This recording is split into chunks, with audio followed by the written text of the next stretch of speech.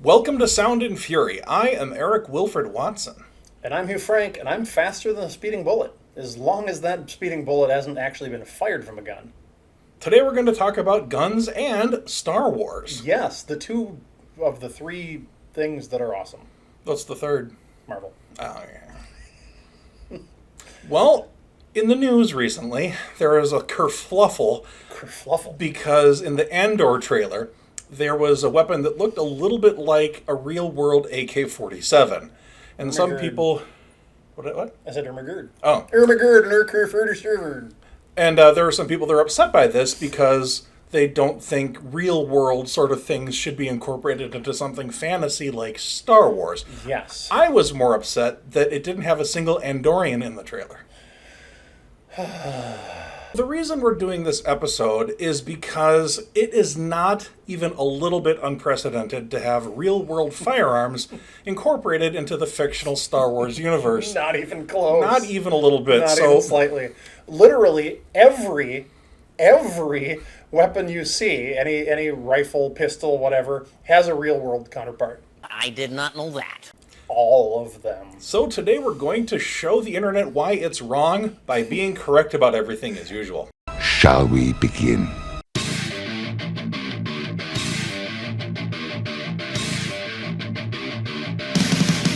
Cool.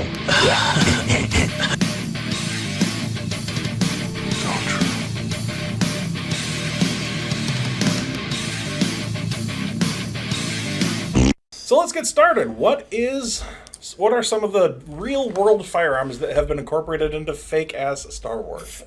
Star Wars isn't fake. It just took place a long time ago in a galaxy far, far away. I stand corrected. All right. These are historical documents. So first of all, the Stormtroopers, the EL-11 blaster rifle that most Stormtroopers carry around is actually a Sterling submachine gun. Some parts have been added to make it look a little cooler. The original super long banana clip that sticks out the side has been replaced by a small little, like a battery pack looking thing. But otherwise, that is a real world rifle, barely modified.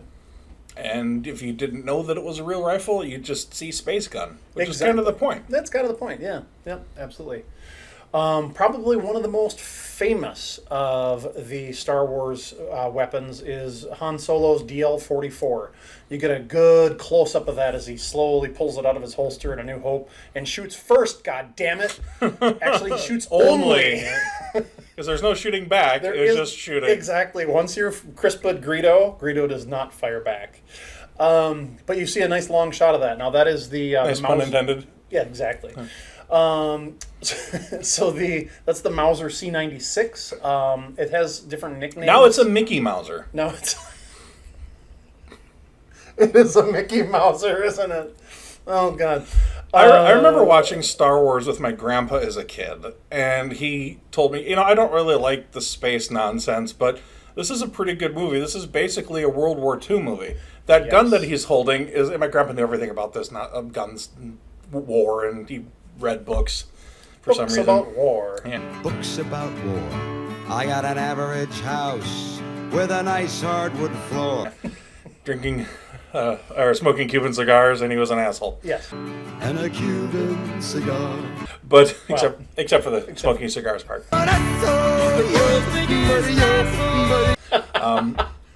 He's more of a Camel cigarette kind of guy. Gotcha. He's dead now. Oh. So, but he pointed that gun to me and said, "That is a Mauser." And I'm like, "What's a Mauser?" And he pulled out a history book and just happened to have pictures of it. It's like, huh. So, It is not a Blastech DL-44. It is a Mauser C96. They call it, there's a corn cob. Anyway, there's different nicknames for it, which are escaping me right now. The nickname, because of the handle, has a very, very peculiar handle. But yeah, so that's probably one of the more famous instances. So, is it more peculiar than the handle you use when you log onto porn websites? I wouldn't know. Oh. Yeah. So one of the more famous ones, which I think really goes into the World War II motif. So the Rebel Alliance, it's the A295 rifle, which is you get a little bit of a close-up on those when the troops are lining up in the trench to defend Hoth. Mm-hmm. And that is based on the STG-44. Now, the STG-44 is the grandfather of all assault rifles. It was designed in 1944. STG is short for Sturmgewehr, which literally in German means assault rifle. That's why it's an assault rifle. The Germans introduced it during the Battle of Ardennes Forest in 1944, which was the prelude to the Battle of the Bulge, which was the last major... Prelude to the Battle of Endor. Prelude to the Battle of Endor. Yeah. It was the last major German offensive, a counteroffensive of the war, and then after that, the Germans just were losing and losing and losing. So the fact that they picked the original assault rifle and the original German Sturmgewehr as the rebel assault rifle on Hoth, where they began losing for the rest of the movie, is not really lost on me. I think they did that. I say they. George Lucas did that very much on purpose. Well, I mean, if anybody's ever watched the Band of Brothers miniseries, you see the terrible fighting in the winter, and you're on Hoth. It just the visuals. Even if you've only passively aware of history, your subconscious sees that and kind of just incorporates that into it. Yeah. I mean, you almost hear the. You should see a doctor about that. Yeah, probably. Also, so a couple I'll skip through kind of quickly. The Naboo blaster that we see as they're trying to liberate Naboo was actually the Walther LPM-1 air gun. So it's not even a. I mean, it's a real world gun. It's just not a traditional powder rifle. The DLT-19, the heavy blaster that the stormtroopers carry, is actually MG-34, which the MG is short for Maschinengewehr, which, guess what, means machine rifle or machine gun. Another rather famous one, Boba Fett's EE-3, probably one of the coolest rifles out there.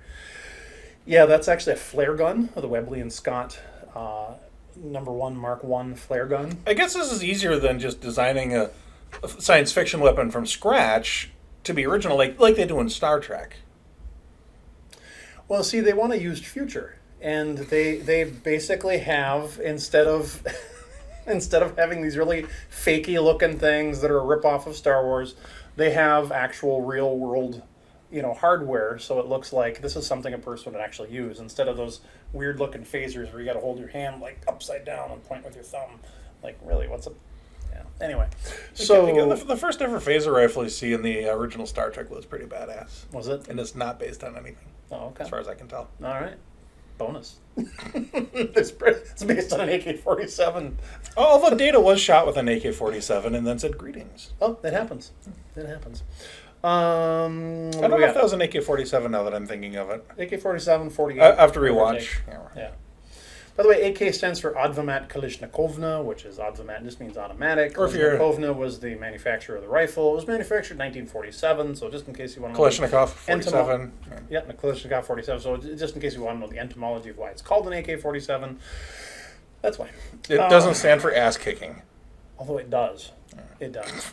AK-47, the very best there is. When you absolutely, positively got to kill every motherfucker in the room. Princess Leia's sport pistol. So basically, one of the first you see in the movie, in A New Hope, was actually a Volstock Morgulm 22 long rifle target pistol, which with some extra stuff kind of welded on the front end.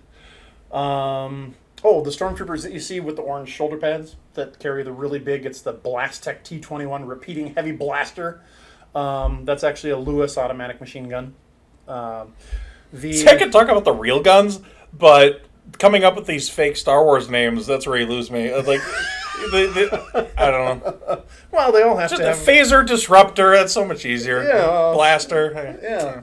Blast. So uncivilized. Exactly. The Mandalorian's pistol is actually a Bergman #1 from 1894. Cool thing about that pistol is if you think about the pistols haven't changed much. Your 45 caliber, pretty standard pistol is still a 1911 still looks like a 1911. A model 1911, yeah. So in 1894, various companies were making automatic pistols. One of them was Bergman, whoever they are.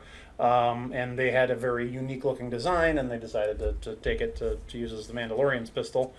The Jawa Ion Blaster That one's very heavily modified, but it's a British Lee Enfield #1 Mark III bolt-action rifle with the barrel and fore-end cut off and then the stock cut down. And that's where he pops out and, and zaps R2. And obviously they put a big thing on it. I'm going to get technical.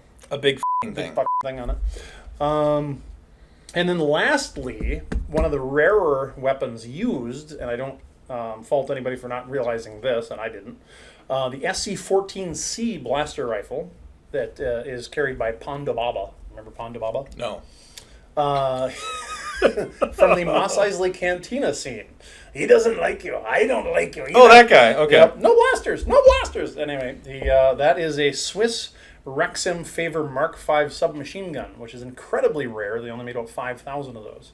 And they modified that. That's actually one of the cooler. I don't know how many are left in existence, but if I was going to collect all of these, I would start with The hardest one to find. I would start with the hardest one. Pay like $17 million for it, or 27. Yeah. And maybe part of the criticism of the Andor trailer with the AK-47 is they didn't look like they modified it that much. It just kind of looked like you go to a gun store and you buy it and you hand it to a Star Wars actor. It doesn't really have like blinky lights on it or anything. Blinking and beeping and blinking, yeah. But it is a little bit ridiculous to criticize for using a real firearm when that's literally all they've ever done. Right. And you just now noticed it. And you just now noticed it.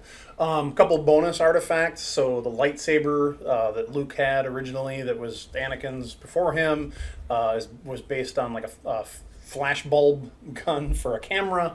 The original blades of the lightsabers were tank antennas.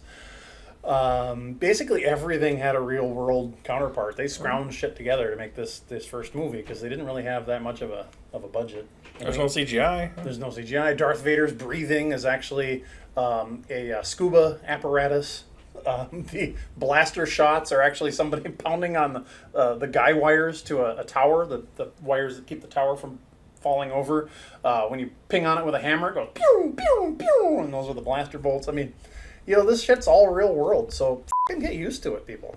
I think it's a good thing that it's real world. It adds a sense of texture to this fictional universe and makes it, even though it's fantastical and even though it's a long time ago in a galaxy far, far away, it does have a real world element to it. And even if you don't notice the real world stuff, your subconscious does, and it adds to the experience in a positive way, I think. Yes, absolutely. These historical documents do add, by including.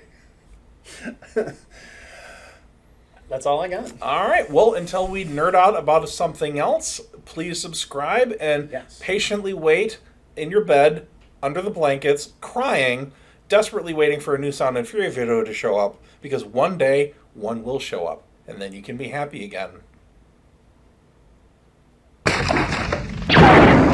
Boring conversation anyway.